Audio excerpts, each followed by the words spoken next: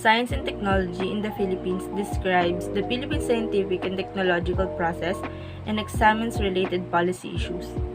The Department of Science and Technology is the primary agency in charge of managing science and technology, forestry, agriculture and aquaculture, metal industry, nuclear research, food and nutrition, health, meteorology, volcanology, and seismology all have sectorial councils. Science and technology are undisciplinary topic that include science and technology as well as their interactions. Science is a methodological endeavor that creates an organized knowledge in the form of explanation and prediction about nature and the universe. Technology is the collection of techniques and processes used in the manufacture of goods or services, or the achievement of goals such as scientific research. Pre-colonial science and technology. Philippines has owned science and technology even before the Spaniards' colonization in 1521, such as medicinal and therapeutical methods of extracting medicine from herbs. Simple tools or weapons of stone flakes but eventually developed techniques for sewing, drilling, and polishing hard stones. Learned to make metal tools and implements, copper, gold, bronze, and later iron. We already engaged in farming, shipbuilding, mining, and weaving, have own system of writing and weights, measuring system and calendar, and also one of the best products of engineering of Filipinos in pre-colonial era was the Banawe rice terraces, that's occasionally called the eighth wonder of the world. Science and technology during the Spanish regime. In this era, Spanish contributed to the growth of science and technology in the country. Introduced formal education and institution, especially in the field of medicine and pharmacy. They also teach natives about more advanced method in the field of agriculture, but this was quite neglected and not given focus at that time. They also taught religion, reading, writing, arithmetic, and music. They help us in the field of engineering through constructing government building, churches, roads, bridge, and port. Trade by Galilean trade was also given focus at this era.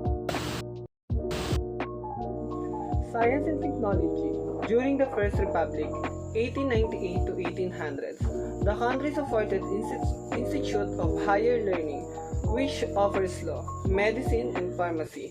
Universidad Literaria de Filipinas. The government took steps to establish a singular education system by decree of October 19, 1898. It created the Universidad Literaria de Filipinas as the singular, state-supported institute of the higher learning. Science and technology during the American regime. Science and technology in the Philippines advanced rapidly during the American regime. The American introduced a system secularized public school education as soon as civil government was set up in the island. On January 21, 1901, the Philippine Commission, which acted as the executive and legislative body of the Philippines until 1907, promulgated Act No. 74 creating a Department of Public Instruction in the Philippines.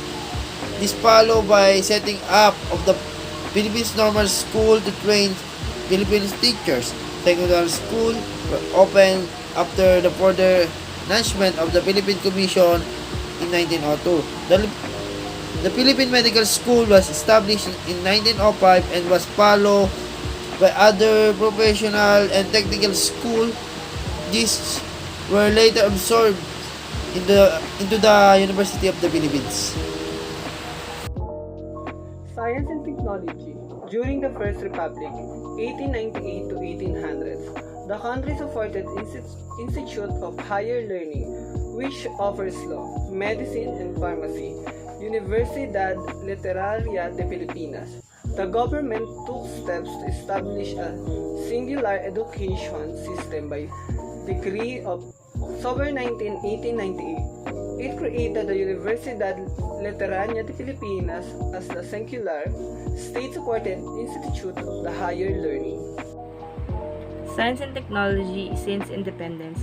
The underlying pattern of education and training of scientists, engineers, and physicians established during the American regime, as well as the direction of government support for scientific research and development, has basically remained unchanged since independence in 1946. The number of state universities and colleges have been increased since 1946. However, their growth has not been based on a rational plan. The University of the Philippines system remains the most developed with intensive graduates and undergraduate degree programs in the sciences and engineering. It receives over half of the national budget for state universities and colleges. Private universities and colleges have similarly increased in number since 1946. However, these vary in standard. Most non-sectarian universities and colleges are organized and managed like business enterprises and are heavily dependent on tuition fees. Sectarian university and colleges tend to be the better endowed.